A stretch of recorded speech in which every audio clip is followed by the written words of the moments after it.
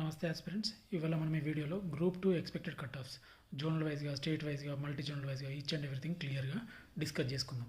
దానికంటే ముందుగా రీసెంట్గా అయిన గ్రూప్ 3 ఎగ్జామ్కి ఇప్పుడు గ్రూప్ 2 ఎగ్జామ్కి ఏం డిఫరెన్సెస్ ఉన్నవి, స్టాండర్డ్ అనేది ఏ విధంగా చేంజ్ అయింది, దీంతో అభ్యర్థులు ఏ విధంగా ఎఫెక్ట్ అయ్యారు, గ్రూప్ 3 రాసిన తర్వాత గ్రూప్ 2 రాసిన తర్వాత అభ్యర్థుల మైండ్ సెట్ ఏ విధంగా ఉంది, కట్ ఆఫ్స్ ఏ విధంగా ఎఫెక్ట్ అయినా ఈచ్ అండ్ ఎవ్రీథింగ్ మనం ఈ వీడియోలో క్లియర్గా డిస్కస్ చేసుకున్న తర్వాతనే మనం ఎక్స్పెక్టెడ్ కట్ ఆఫ్స్ అనేవి చూద్దాం. అంటే ఎగ్జామ్ ప్యాటర్న్ అసలు ఏ విధంగా ఇచ్చారు, అది అసలు స్టాండర్డ్ కరెక్ట్ ఉందా లేదా, దాని గురించి కూడా మనం క్లియర్గా వీడియోలో డిస్కస్ చేసుకుందాం. అయితే ఫస్ట్ గ్రూప్ 3లో పేపర్ 1, గ్రూప్ 2లో paper 1 same syllabus, but main difference ఏంటంటే రెండిట్లలో ఇంగ్లీష్. అక్కడ 8th స్టాండర్డ్ అని చెప్పేసి 8th స్టాండర్డ్ అని ఇచ్చాడు. చాలామంది అభ్యర్థులు గ్రూప్ 3 పేపర్ 1లో 18-20 క్వశ్చన్ చేశారు అవుట్ ఆఫ్ 22. కొంతమంది 22 కూడా వేసిన వాళ్ళు ఉన్నారు. అయితే గ్రూప్ 2 పేపర్ 1లోకి వచ్చేసరికి ఇంగ్లీష్లో చాలామందికి స్కోర్ తగ్గిపోయింది. టైం కూడా చాలా తీసుకుంది, ప్లస్ స్కోర్ కూడా తగ్గింది. అయితే ఇప్పుడు గ్రూప్ 2 పేపర్ 1ని సాల్వ్ చేసేటోళ్ళైనా, గ్రూప్ 2 పేపర్ 1 అయినా, గ్రూప్ 3 పేపర్ 1 అయినా 2 కేటగిరీగా ఉంటారండి పీపుల్ సాల్వ్ చేసేటోళ్ళు. ఫస్ట్ కొంతమంది ఏం చేస్తారంటే జిఎస్ నుంచి స్టార్ట్ చేసి రీజనింగ్, ఇంగ్లీష్ ఏం చేస్తారు.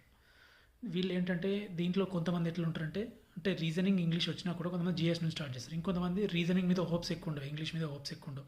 ఎంత అన్నారంటే ఫస్ట్ నేను జిఎస్ నాకు స్ట్రాంగ్, జిఎస్ నుంచి చేస్తాను. వీళ్ళకి ఎక్కువ లాస్ ఏం అవ్వలేదు. ఫస్ట్ జిఎస్ స్టార్ట్ అయిన వాళ్ళకి, జిఎస్ తోటి స్టార్ట్ చేసిన వాళ్ళు పేపర్కి వీళ్ళకు లాస్ ఏం అవ్వలేదు. ఏమైందంటే వాళ్ళు జిఎస్ మొత్తం 1 or 2 క్వశ్చన్స్, అందులో కంపారిటివ్లీ రీజనింగ్, ఇంగ్లీష్ తోటి కంపేర్ చేస్తే జిఎస్ఏ ఈజీ ఉంది. సో వాళ్ళు ఈజీగా స్కోర్ చేయగలిగారు. అంటే వాళ్ళకి ఎక్కువ ఎఫెక్ట్ అవ్వలేదు, మైనస్ అవ్వలేదు. కోర్స్ గ్రూప్ 3 పేపర్ 1 కంపేర్ చేస్తే స్కోర్ తగ్గినా కూడా జిఎస్తో స్టార్ట్ చేసిన వాళ్ళకి ఎక్కువ ఎఫెక్ట్ అవ్వలేదు. అదే సెకండ్ కేటగిరీ పీపుల్ ఏంటంటే రీజనింగ్ ప్లస్ ఇంగ్లీష్ అనేది గన్ షాట్ కాబట్టి దాని నుంచి ఈజీగా స్కోరు వచ్చినా కూడా 100% రైట్ అయ్యే ఛాన్సెస్ ఉంటాయి కాబట్టి దాని నుంచి స్టార్ట్ చేస్తామని దాని మీద కాన్ఫిడెన్స్ ఉన్న వాళ్ళు చాలామంది దాని నుంచి స్టార్ట్ చేశారు. అక్కడ అయితే ఏమైంది అంటే చాలా టైం కన్జ్యూమ్ చేసుకుంది రీజనింగ్కి, ఇంగ్లీష్కి. దాంతో జిఎస్లో చాలా వరకు క్వశ్చన్స్ చూడకుండానే ఆన్సర్ చేసి వచ్చారు, బబుల్ చేసి వచ్చారు అని చెప్పి బయటకు వచ్చిన తర్వాత చూస్తే ఇవన్నీ మాకు ఆన్సర్స్ వచ్చు అయ్యో అని చెప్పేసి ఫీల్ అవుతున్నారు. ఇంకొంతమంది ఎట్లుంటారంటే జిఎస్, రీజనింగ్ వచ్చినా కూడా ఫస్ట్ అది స్టార్ట్ చేసినా కూడా only easy way. For example reasoning and English వచ్చినా కూడా రీజనింగ్, ఇంగ్లీష్లో ఈజీ వే. ఫర్ ఎగ్జాంపుల్ ఒక 3 to 4 క్వశ్చన్స్ 10లో ఈజీ ఉన్నానుకో, 3 to 4 క్వశ్చన్స్ చేసి మిగిలిన ఇడిచిపెట్టేస్తారు. ఇంగ్లీష్ చేసేసుకొని వచ్చేసి మళ్ళీ జిఎస్ అయిపోయిన తర్వాత మళ్ళీ వెళ్ళి టఫ్ క్వశ్చన్స్ వేస్తుంటారు. వాళ్ళు పేపర్ని 2 స్టేజెస్లో సాల్వ్ చేస్తారు. కొంతమంది ఉంటారు అట్లా ఎక్సెప్షనల్. అలా అని నాకు టైం ఫుల్ సరిపోయింది అని నేను అనట్లేదు. బట్ ఆ స్ట్రాటజీ తోటి ఏంటంటే జిఎస్లో మొత్తం అన్ని కవర్ అయిపోతాయి, రీజనింగ్లో ఈజీ క్వశ్చన్స్ అయితే 100% చేసేస్తారు, ఇంగ్లీష్లో ఈజీ ఉన్నాయి అయిపోతాయి. టఫ్ క్వశ్చన్స్ అవి ఎట్లా రావు, లాస్ట్ మినిట్లో టైం మిగిలితే టఫ్ క్వశ్చన్స్ చేస్తారు, లేకపోతే ఏదో ఒక బబుల్ చేస్తారు. రాని క్వశ్చన్స్ ఏదో ఒక బబుల్ చేయడం వేరు, వచ్చిన క్వశ్చన్స్ చూడకుండా ఏదో ఒకటి బబుల్ చేయడం వేరు. ఈ డిఫరెన్స్ మీరు అబ్జర్వ్ చేయండి. సో వీళ్ళు ఎక్సెప్షనల్ కేటగిరీ, అందరు ఇలా చేయలేరు. అక్కడ ఎగ్జామ్ ప్రెషర్లో అక్కడ ఉన్న పేపర్ లెంతీనెస్కి ఇవన్నిటికీ చాలా ఫ్యాక్టర్స్ ఎఫెక్ట్ అయితే అప్పటి వరకు నువ్వు ఉన్న ప్రిపరేషన్ స్ట్రాటజీ అవ్వచ్చు, నువ్వు అప్పటి వరకు రాసిన టెస్ట్ సిరీస్ స్ట్రాటజీస్ కావచ్చు, అవన్నీ కూడా నువ్వు ఎగ్జామ్ని సాల్వ్ చేసేటప్పుడు ఎఫెక్ట్ చేస్తాయి. అప్పటి వరకు ఒక స్ట్రాటజీ అనుకొని వెళ్తారు, ఫస్ట్ నేను జిఎస్ చేయాలని, కొంతమంది ఫస్ట్ రీజనింగ్ చేయాలని. అక్కడ ఎగ్జామ్ హాల్కి వెళ్ళిన తర్వాత మనం అనుకున్నది వర్కౌట్ కాకపోవచ్చు. సో మనం అక్కడ ఎగ్జామ్ హాల్లో సిచ్యువేషన్ని బట్టి బిహేవ్ చేయగలిగిన వాళ్ళకు ఒక 5 to 6 మార్క్స్ అనేవి ఇంక్రీజ్ అయినాయి. సింపుల్గా గ్రూప్ 3 పేపర్ 1కి, గ్రూప్ 2 పేపర్ 1కి యావరేజ్గా 7 to 10 మార్క్స్ అనేవి డిక్రీజ్ అయినవి. పేపర్ టఫే ఉంది గ్రూప్ 2లో, బట్ నేను యావరేజ్గా చెప్తున్నా, కొంతమందికి పెరిగే ఛాన్సెస్ కూడా ఉన్నాయి. యావరేజ్గా 7 to 10 మార్క్స్, ఎక్సెప్షనల్ కేసెస్ గురించి కాదు, నేను యావరేజ్గా అందరి గురించి చెప్తాను. 7 to 10 మార్క్స్ డిఫరెన్స్ ఉంది. ఫర్ ఎగ్జాంపుల్ పేపర్ 1లో గ్రూప్ 3లో 90-92 వస్తే దీంట్లో 80-82 వస్తాయి అన్నట్టు గ్రూప్ 2 పేపర్ 1లో, అలాగన్నట్టు. ఇది ఓకే. మనం గ్రూప్ 2లో పేపర్ 1 కూడా టఫ్ వస్తుందని ముందు నుంచి ఎక్స్పెక్ట్ చేసినాం, ఎందుకంటే గ్రూప్ 3 కూడా కొంచెం మంచి స్టాండర్డ్ ఇచ్చింది కాబట్టి. సో గ్రూప్ 2లో పేపర్ 2, గ్రూప్ 3లో పేపర్ 2 రెండు కూడా అవి కూడా కామన్. కంపారిటివ్లీ గ్రూప్ 2లో కూడా 4 పేపర్లలో పేపర్ 2ఏ ఈజీ వచ్చింది. అక్కడ కూడా 3 పేపర్లలో పేపర్ 2ఏ ఈజీ వచ్చింది. కానీ ఇక్కడ స్టాండర్డ్ పెంచాడు పేపర్ 2 గ్రూప్ 2లో. ఏమైంది, ఇండియన్ హిస్టరీ అనేది కొంచెం ట్రిక్కీగా ఇవ్వడం జరిగింది. పాలిటీ కూడా ఈజీగా అనిపించినా కూడా మనకు స్టేట్మెంట్స్లో కొంచెం కన్ఫ్యూజ్ చేసేలాగా ఉన్నాయి. చిన్న చిన్న ట్రిక్స్ యూజ్ చేశాడు. కొంతమంది రైటర్ను సాల్వ్ చేస్తున్నప్పుడు బాగానే అనిపించవచ్చు, కీ చూసుకుంటున్నప్పుడు చాలా మిస్టేక్స్ బయటకు వస్తున్నాయి అని చెప్పేసి అంటున్నారు. ఓకేనా. కంపారిటివ్లీ దాంట్లో సొసైటీ అనేది కొంచెం ఈజీగా ఉంది సెకండ్ పేపర్లో గ్రూప్ 2లో. సింపుల్గా మనం పేపర్ 2, పేపర్ 3, పేపర్ 4ని చూసినట్టయితే ఎగ్జామినరు ఒక అభ్యర్థి, ఒక క్యాండిడేట్ యొక్క నాలెడ్జ్ని టెస్ట్ చేయలేదు, మెమొరీ పవర్ని టెస్ట్ చేశాడు. సింపుల్గా చెప్పాలంటే నాలెడ్జ్ని టెస్ట్ చేయలేదు, ఆయన క్యాపబిలిటీ ఏంటి టెస్ట్ చేయలేదు, ఆయన ఎఫిషియన్సీ ఏంటి, అక్కడ సిచ్యువేషన్స్ని ఎట్లా డీల్ చేస్తాడో టెస్ట్ చేయలేదు. ఓన్లీ వాళ్ళ నాలెడ్జ్కి బదులుగా మెమొరీ పవర్ ఉందా లేదా అన్నట్టు చెక్ చేసిండు. సింపుల్గా చూడాలంటే చాలా క్వశ్చన్స్ మంత్ డిఫరెంట్ ఇవ్వడము, ఇయర్ కొంచెం చేంజ్ చేసి ఇవ్వడము, డేట్స్ చేంజ్ చేసి ఇవ్వడము, ఇట్లా రకరకాలుగా అభ్యర్థులను కన్ఫ్యూజ్ చేసిండు. క్యాండిడేట్స్ అనే వాళ్ళు చాలా కన్ఫ్యూజన్లోకి వెళ్ళారు అక్కడ. అటువంటి సిచ్యువేషన్ ఆల్రెడీ సంవత్సరాల నుంచి చదువుకొని ఉంటారు. నార్మల్గా పేపర్ స్టేట్మెంట్ వైజ్ ఇచ్చి కాన్సెప్ట్ వైజ్గా స్టేట్మెంట్స్ ఇస్తే అనలైజ్ చేసి పెడతారు ఎంత ప్రెషర్ ఉన్నా కూడా. ఓకేనా, అంటే కాన్సెప్ట్ డెప్త్ ఉంటుంది, డెప్త్ ఉన్న వాళ్ళు బాగా రోజుల నుంచి చదివితే మంచిగా చదువుకొని మంచిగా అనలైజ్ చేసేస్తే ఆ గ్రూప్ 2కి సెట్ అవుతారు లేదని అలాగా పేపర్ ఇస్తే బాగుండేది.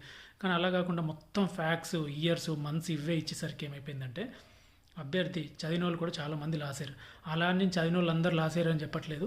కొంతమందికి ఫ్యాక్ట్స్ కూడా చాలామందికి గుర్తున్నాయి, వాళ్ళకి బెనిఫిట్ అయింది, కొంతమందికి లాస్ కూడా అయింది. బట్ గ్రూప్ 2 లాంటి మంచి ప్రెస్టీజియస్ ఎగ్జామ్కి, గెస్టెడ్ పోస్టులకి అభ్యర్థికి మెమొరీ పవర్ కంటే ఎక్కువగా ఈ నాలెడ్జ్ ఏంటి, వాళ్ళ ఎఫిషియన్సీ ఏంటి, వాళ్ళ స్కిల్స్ ఎట్లా ఉన్నవి, దాన్ని సిచ్యువేషన్ ఎట్లా డీల్ చేస్తున్నారని చెక్ చేస్తే బాగుండేదని నా పర్సనల్ ఒపీనియన్. అఫ్ కోర్స్ మీకు నచ్చుండొచ్చు, బట్ నేను చెప్తున్నా. కొన్ని మీరు అబ్జర్వ్ చేసినట్టయితే తెలంగాణ మూమెంట్ పేపర్లో ముల్కీ రూల్స్ గురించి అకార్డింగ్ టు 1919 ఫార్మానా, జెంటిల్మెన్ అగ్రిమెంట్ అంటే పెద్ద మనుషుల ఒప్పందమా, 6 పాయింట్ ఫార్ములానా ఏది మెన్షన్ చేయకుండా హైదరాబాద్ స్టేట్లో అని ఇచ్చాడు. హైదరాబాద్ స్టేట్లో కూడా 2-3 ఫర్మానాలు ఉన్నాయి. మీర్ ఉస్మాన్ అలీ ఖాన్ 1919లో ఒకటి ఇష్యూ చేసిన, దానికంటే ముందు కూడా ఉంది. సో దేన్ని బేస్ చేసుకొని ఆ 15 years అంటున్నాడు, దేన్ని బేస్ చేసుకొని ఆ ముల్కీ రూల్స్ అడుగుతున్నాడు మెన్షన్ చేయలేదు. చాలా క్వశ్చన్స్ ఆంబిగ్విటీ ఉంది. ఎకానమీలో కూడా అట్లనే ఉంది. చాలా రకాల క్వశ్చన్స్ అకార్డింగ్ టు అని ఏం లేకుండా ఇట్ ఈజ్, అది ఇది అని కూడా మెన్షన్ చేసి ఇచ్చాడు. ఏం అక్కడ మెన్షన్ చేయలేదు. సో ఆంబిగ్విటీ ఎక్కువ ఉంది కాబట్టి ఇప్పుడున్న కీస్లో చాలా చేంజెస్ వచ్చేటున్నవి. ఎందుకంటే వాళ్ళు కీ పెట్టిన తర్వాతనే మనకు రియాలిటీ అనేది బయటకు వస్తుంది. ఎందుకు చెప్తున్నా అంటే ఇప్పుడు నెంబర్ ఆఫ్ ఇన్స్టిట్యూషన్స్ కీస్ పెడుతున్నాయి. ఆ కీస్లో చాలా వరకు వాళ్ళకు పాపం వాళ్ళు ట్రై చేస్తున్నారు, ఏదో ఒక సోర్స్ తీసుకొని మంచిగా పెడుతున్నారు. కోర్స్ నేను కాదనట్లేదు, బట్ వాడు ఏ సోర్స్ని బేస్ చేసుకొని అడిగిండు అనేది వానికి తెలుస్తుంది. అట్లా ఒక మూమెంట్లో ఒక 10 to 12 క్వశ్చన్స్ వరకు ఈజీగా ఉంటాయి. అటువంటి క్వశ్చన్స్కి వాళ్ళు పెట్టిన తర్వాతనే వస్తుంది. ఈ ఎకానమీలో కూడా అదే సిచ్యువేషన్లో ఉన్నాయి క్వశ్చన్స్. సో కీస్ ఇచ్చిన తర్వాత మళ్ళీ చేంజెస్ అవుతాయని చెప్పేసి నేను ఇమీడియట్గా అందుకే ఎక్స్పెక్టెడ్ కట్ ఆఫ్స్ కోసం తీసుకొని నేను చెప్పడానికి రాలేదు. కొంచెం అనలైజ్ చేసి ఇప్పుడు కూడా నేను చెప్పే కట్ ఆఫ్స్ కూడా వేరీ అవుతాయి. ఒక 4 to 5 మార్క్స్ మళ్ళీ వేరీ అవుతాయి. ఎందుకంటే వాళ్ళు ఇచ్చే కీ తోటి చాలామంది అభ్యర్థుల స్కోర్లు మళ్ళీ చేంజ్ అవుతాయి. ఇప్పుడు ఒక అభ్యర్థి మైండ్ సెట్ ఎట్లుంటుంది అంటే పేపర్ కరెక్షన్ చేసుకుంటప్పుడు, కీ చూసుకుంటప్పుడు బి ఆప్షన్ ఒకటి, బీసీ ఆప్షన్ ఒకటి ఉందనుకోండి. బీసీ ఆప్షన్ ఈ అభ్యర్థి ఆల్రెడీ బబుల్ చేస్తున్నాడు. ఏబీ ఆప్షను బీసీ మధ్యలో ఆంబిగ్విటీ ఉంటే ఏబీకి ఎక్కువ ఛాన్స్ ఉన్నా కూడా, రైట్ అయ్యే ఛాన్సెస్ ఉన్నా కూడా బీసీని టిక్ చేసుకొని మార్క్ కౌంట్ చేసుకుంటాడు. అర్థమైంది అనుకుంటే నేను చెప్పింది. అంటే ఆయన పెట్టిన ఆప్షన్ని ఫేవరబుల్గా తీసుకొని టిక్ చేసుకుంటాడు అంబిగ్విటీ ఉన్నప్పుడు. అంటే ఆయనకు +8 అంటే మార్కులు కౌంట్ చేసుకుంటాడు. దాంతో స్కోర్ అనేది కొంచెం ఇంక్రీజ్ అయినట్టు అనిపిస్తుంటుంది. ఫైనల్కి పెట్టిన తర్వాత క్లారిటీ వస్తుంది కాబట్టి మళ్ళీ తగ్గుతుంటాయి.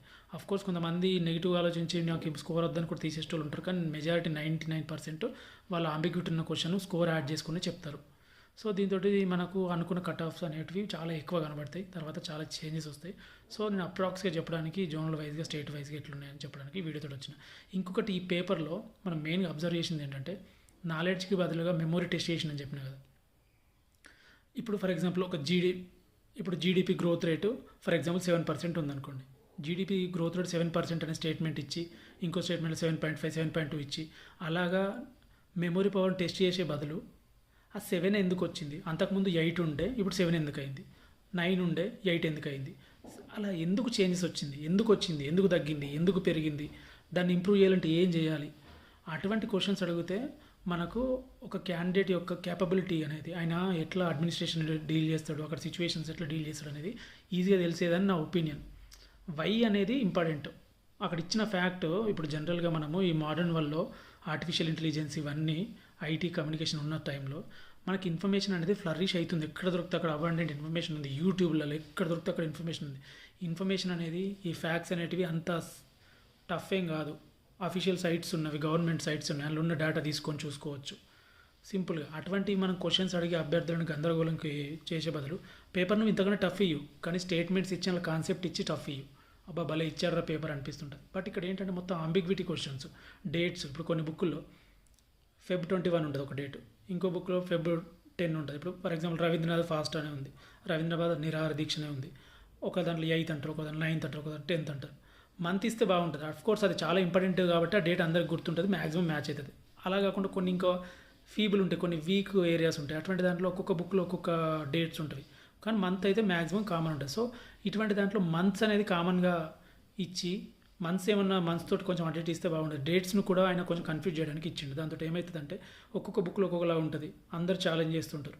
సో ఏది రైట్ అనేది కూడా లేదు, ఎందుకంటే వాళ్ళు చెప్పిందే ఫైనల్ అన్నట్టు. వాళ్ళు టీఎస్పీఎస్సీ బుక్లను కూడా తెలుగు అకాడమీ బుక్లను కూడా మేము కన్సిడర్ చేయమని చెప్పారు.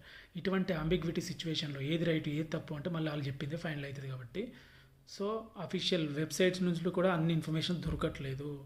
ఇంత అంబిగ్విటీ సిచ్యువేషన్లో మనం ఎక్స్పెక్టెడ్ కట్ ఆఫ్స్ అనేవి ఎప్పుడు వేరీ అవుతూనే ఉంటవి. బట్ నేను ఎప్పుడు ఒకటే ప్రిన్సిపల్ నమ్ముతా, పేపర్ టఫ్ వస్తే ఎట్లా ఉంటుంది, పేపర్ ఈజీ వస్తే ఎట్లా ఉంటుంది, ఆ ప్రిన్సిపల్ పర్సంటేజ్ని పట్టుకొని ఇప్పుడు నేను చెప్పే కట్ ఆఫ్స్ ఉంటుంది అంతే. ఓకేనా, పేపర్ ఎట్లా ఉండని ఏముండని టఫ్ ఈజీ అని బేస్ చేసుకుని నేను చెప్తుంటే ఇప్పుడు అవి మ్యాక్సిమం కరెక్ట్ అయినవి ఇప్పటి వరకు. సో ఇప్పుడు మళ్ళీ అది నేను అది చెప్పడానికి మేము ముందుకు వచ్చిన. అయితే ఇంకొకటి ఏంటంటే ఈ ఎగ్జామ్ పేపర్ అనేది సెట్ చేసిన ఎగ్జామినర్ ఒకవేళ ఆయన నిజంగానే జాబ్ని ఎక్స్పెక్ట్ చేసి ఎగ్జామ్ రాస్తే ఆయన కూడా ఇవన్నీ ఆన్సర్స్ పెట్టలేడు. అంటే అంత అంబిగ్విటీ ఉంది, అంత ఫ్యాక్ట్స్ డంప్ చేశాడు. ఇన్ఫర్మేషన్ పేపర్ అది, అనాలిసిస్ పేపర్ కాదు, మొత్తం ఇన్ఫర్మేషన్ పేపర్. సో ఇవన్నీ ఫ్యాక్టర్స్ అన్నిటిని తీసుకున్న తర్వాత కూడా మళ్ళీ పోస్టులు తక్కువ ఉన్నాయి, మళ్ళీ పోస్టులు కూడా తక్కువ ఉన్నవి. ఇంత ఇన్ఫర్మేషన్ ఉన్నా కూడా కట్ ఆఫ్లు మరీ డ్రాస్టిక్ గేమ్ తగ్గిపోవు. ఒకవేళ గ్రూప్ 1 ఫస్ట్ రిక్రూట్ చేసి వాళ్ళు అన్నట్టు రిక్రూట్ చేస్తే ఒక 40 to 50 మెంబర్స్ గ్రూప్ 1కి వెళ్ళిపోయే ఛాన్సెస్ ఉంటుంది. అలాగా కూడా ఒక 1 మార్క్ 2 మార్క్స్ కంటే ఎక్కువ తగ్గదు. గ్రూప్ 4 లాగా 4-5 మార్కులు తగ్గే ఛాన్స్ లేదు, ఎందుకంటే అక్కడ 8000 పోస్టులు ఇక్కడ జస్ట్ 700లో ఉన్నాయి అంతే. సో ఈ లెవెల్ ఆఫ్ కాంపిటీషన్లో కట్ ఆఫ్స్ మరీ డ్రాస్టిక్గా 300, కొంతమంది 320, 310 కూడా చెప్తున్నారు. సో అది ఇంపాసిబుల్, అసలు అట్లా ఉండదు. లాస్ట్ టైం పేపర్ ఈజీ వచ్చినప్పుడే 430, 420లకు వచ్చిన వాళ్ళకి వచ్చినాయి, 440లకు వచ్చిన వాళ్ళకి వచ్చినాయి అంటున్నారు. కానీ అప్పుడు పోస్టులు ఎక్కువ ఉన్నవి. ఓకేనా, ఇప్పటికి సిచ్యువేషన్స్ కూడా చాలా చేంజ్ అయినవి. సంవత్సరాలు చదువుతూనే ఉన్నారు. సో ఇవన్నిటిని ఫ్యాక్టర్స్ని మనం కన్సిడర్ చేసి సింపుల్గా మనము ఎక్స్పెక్టెడ్ కట్ ఆఫ్స్ అనేది జోన్ వైజ్గా ఫస్ట్ చూద్దాం. ఓకేనా, ఫస్ట్ జోన్ 1 ఏంటి, కాళేశ్వరంలో మనం ఎంత ఎక్స్పెక్ట్ చేసామంటే కట్ ఆఫ్ 385 నుంచి 390 మధ్యలో ఎక్స్పెక్ట్ చేయొచ్చు. 385 నుంచి 390 మధ్యలో ఎక్స్పెక్ట్ చేయొచ్చు. జోన్ 2 ఏంటి, బాసరా జోన్లో 384, 385 నుంచి 388 మధ్యలో ఉండొచ్చు. 384 నుంచి 388 అనుకోండి. ఓకేనా, తర్వాత జోన్ 3 రాజన్న సిరిసిల్లలో 383 నుంచి 391, 392 దాకా కూడా వెళ్ళొచ్చు. మీకు ఇంకొకటి ఏంటంటే ఇక్కడ జోన్ 3 జోన్ 5 ఏంటిది, యాదాద్రిలో జోన్ 3 ఈ రాజన్న సిరిసిల్లలో మనకు అన్ని జోన్ల కంటే ఎక్కువ కట్ ఆఫ్స్ ఉంటాయి. ఒక 2-3 మార్క్స్ అన్నా పక్కా ఎక్కువగా ఉంటాయి ఈ 2 జోన్లలో. ఓకేనా, జోన్ 3 అయితే 382 నుంచి 392, అంటే 392 మ్యాక్సిమం కట్ ఆఫ్ పెట్టుకొని కింద 383, 384 ఇలా అనుకోవచ్చు. జోన్ 4 అయితే 380 నుంచి 390 మధ్యలో ఉంటుంది. భద్రాద్రిలో 380 నుంచి 390 మధ్యలో ఉంటుంది. జోన్ 5 యాదాద్రిలో 385 నుంచి 395 వరకు కూడా వెళ్ళే ఛాన్సెస్ ఉన్నాయి, అక్కడ టఫ్ కాంపిటీషన్ ఉంటుంది కాబట్టి. ఓకేనా, జోన్ 6 చార్మినార్ జోన్ అన్నిటికంటే కొంచెం తక్కువ ఉంటుంది. 385 నుంచి 375 నుంచి 380 మధ్యలో ఉంటుంది. 375 నుంచి 380 మధ్యలో ఉండే ఛాన్సెస్ ఉన్నవి. అలా అని కానిస్టేబుల్ లాగా మరీ డ్రాస్టిక్గా చార్మినార్ జోన్లో కిందికి వెళ్ళదు. గ్రూప్ 2, గ్రూప్ 1 చదివేటోళ్ళు ఎక్కువ మంది ఉంటారు. సో ఒక 5-10 మార్కులు తగ్గుతే కావచ్చు, ఒక వరస్ట్ సిచ్యువేషన్లో 15 మార్కులు తగ్గుతే కావచ్చు, అంతకంటే తగ్గే ఛాన్సెస్ లేవు. ఇంతకుముందు కానిస్టేబుల్ 30, 40, 50 మార్కులు డిఫరెన్స్ ఉండే కదా, అట్లేముండదు. ఓకేనా, జోన్ అది మళ్ళీ కానిస్టేబుల్ డిస్టిక్ వైజ్ పోస్టులు కాబట్టి ఇది మళ్ళీ జోన్ వైజ్ పోస్టులు. జోన్ 7లో జోగులాంబలో 384 నుంచి 388 మధ్యలో ఈ రేంజ్లో ఉండే ఛాన్సెస్ ఉన్నాయి. ఓకేనా, అంటే ఇవి అకార్డింగ్ టు ద పోస్టులు కూడా ఎఫెక్ట్ అయ్యే ఛాన్సెస్ ఉన్నాయి, అందుకే నేను ఇట్లా ఇచ్చాను. మీకు సింపుల్గా చెప్పాలి అంటే మీరు సేఫ్లో ఉండాలంటే 390 రావాలండి. 390 ప్లస్సే రావాలి. సేఫ్ అంటే 100% సేఫ్ ఉండాలంటే 390 ప్లస్సే ఉండాలి. కొన్ని వరస్ట్ సిచ్యువేషన్లో 395, 400 కూడా వెళ్ళే ఛాన్సెస్ ఉన్నాయి. 390 ప్లస్ అయితే సేఫ్ అండి. ఇక స్టేట్ వైజ్ అయితే 390 ప్లస్ ఉంటే మీకు స్టేట్ వైజ్ ఛాన్సెస్ ఉన్నాయి. ఓకేనా, ఒక 1 to 2 మార్క్స్ ఏమో జోనల్ వైజు, ఈ మల్టీ జోన్ కూడా అంతే ఆడికాడికే ఉంటుంది. మెయిన్గా మనకు ఈడబ్ల్యూఎస్ ఒకటి, ఎస్సీ ఎస్టీ ఒకటి, ఈ స్కోర్ల కంటే ఒక 10 మార్కులు డిఫరెన్స్ తక్కువ వేసుకుంటే సరిపోతుంది. ఈడబ్ల్యూఎస్ ఉన్న ఎస్టీ ఒక 12-13 మార్క్స్ తక్కువ వేసుకుంటే సరిపోతుంది ఈ స్కోర్ కంటే. ఇక బీసీడీకి ఓపెన్కి ఒక 2-3 మార్కుల కంటే ఎక్కువ డిఫరెన్స్ ఉండదు. బీసీబీ ఓపెన్ మార్కులకి 2-3 మార్కుల కంటే ఎక్కువ డిఫరెన్స్ ఉండదు. బీసీసీ అనేది తక్కువ ఉంటుంది, ఒక 15 to 20 మార్క్స్ కూడా తక్కువ ఉండే ఛాన్సెస్ ఉన్నవి. ఓకేనా. బీసీఏ కూడా ఒక 7 to 10 మార్క్స్ తగ్గే ఛాన్సెస్ ఉన్నాయి ఈ ఓపెన్ కట్ ఆఫ్ కంటే. ఇవన్నిటిని అనలైజ్ చేసిన తర్వాత ఇదంటే నేను చెప్పింది, ఓకేనా. మేజర్గా వాళ్ళు ఫైనల్కి పెట్టిన తర్వాత ఒక క్లారిటీ తోటి ఇదే రేంజ్లో ఉంటుంది అని గ్రూప్ 4లో నేను ఎట్లా చెప్పానో ఇదే రేంజ్లో ఉంటుంది అని చెప్పేసి అట్లా చెప్పడానికి ట్రై చేస్తాను. అంతకుముందు ఎస్ఐ కూడా టైంలో కూడా నేను చెప్పడం జరిగింది, ఓకేనా. ఇట్లనే ఉంటుంది ఏంటి అనేది అప్పుడు నాకు క్లారిటీగా మంచిగా ఒక స్కోర్లు అప్పుడు అనేది అక్యురేట్గా వస్తుంటాయి. ఇప్పుడు ఒక్కొక్కళ్ళు ఏంటంటే కామెంట్ రూపంలో 380 చెప్తారు, 390 చెప్తారు, 375 చెప్తారు, 395 చెప్పేటనుకుంటున్నారు, కొంతమంది 400 కూడా చెప్పేటోళ్ళు ఉన్నారు. ఏది నిజం ఏది అబద్ధం అనేది మనకు కీ వస్తే ఫైనల్గా క్లారిటీ వస్తుంది, ఓకేనా. అప్పటి వరకు అయితే ఈ స్కోర్ని అయితే అప్రాక్స్గా తీసుకోండి, ఒక 4 to 5 మార్క్స్ వేరీ ఉంటుంది పక్క, ఓకేనా. Thank you all. వీడియో నచ్చితే లైక్ చేయండి, షేర్ చేయండి, సబ్స్క్రైబ్ చేయండి, కామెంట్ చేయండి. Thank you all. అండ్ ఇంకోటి నేను చెప్పడం మర్చిపోయినా, నేను రీసెంట్గా చేసిన డెమోగ్రఫీ గురించి మొత్తం తెలంగాణది ఇండియాకి మంచి కంపేర్ చేసిన దాంట్లో ఒక సింగిల్ వీడియో నుంచి ఒక 5 to 7 మార్క్స్ డైరెక్ట్గా కవర్ అయిపోయినాయి. అంటే సింగిల్ వీడియో, అంత ఎక్కువ లెంత్ ఏం కూడా లేదు, డైరెక్ట్గా కవర్ అయిపోయినాయి. ఇంకా చాలా అవన్నిటిని యూజ్ చేసుకొని మనం ఆన్సర్ పెట్టాలంటే డెమోగ్రఫీ నుంచి ఒక 10 to 12 మార్క్స్ అనేది ఈజీగా కవర్ అయిపోయినాయి సింగిల్ వీడియో నుంచి. నేను జస్ట్ ఏదో బుక్లలో ఉన్నది అన్నిటినీ సమరైజ్ చేసి ఒక దగ్గర ఇచ్చిన అంతే మాత్రాన, కానీ నేను ఇచ్చిందే వచ్చింది అనట్లేదు, జనరల్గా చెప్తున్నాను. నేను అక్కడ అన్ని బుక్లలో ఇచ్చినాయి, ఏదో ఇంపార్టెంట్ అనిపించింది ఒక దగ్గర పెట్టిన అంతే. అందరిలాగా చాప్టర్స్ మొత్తం పెట్టి ఇవంతా చదివిన తర్వాత చాప్టర్ మొత్తం చదివిన తర్వాత అందులోకి వస్తే గొప్ప ఏముండదు. సో నేను ఇంపార్టెంట్ అనిపించినాయి తీసి పెట్టాను అంతే, ఓకేనా. Thank you all.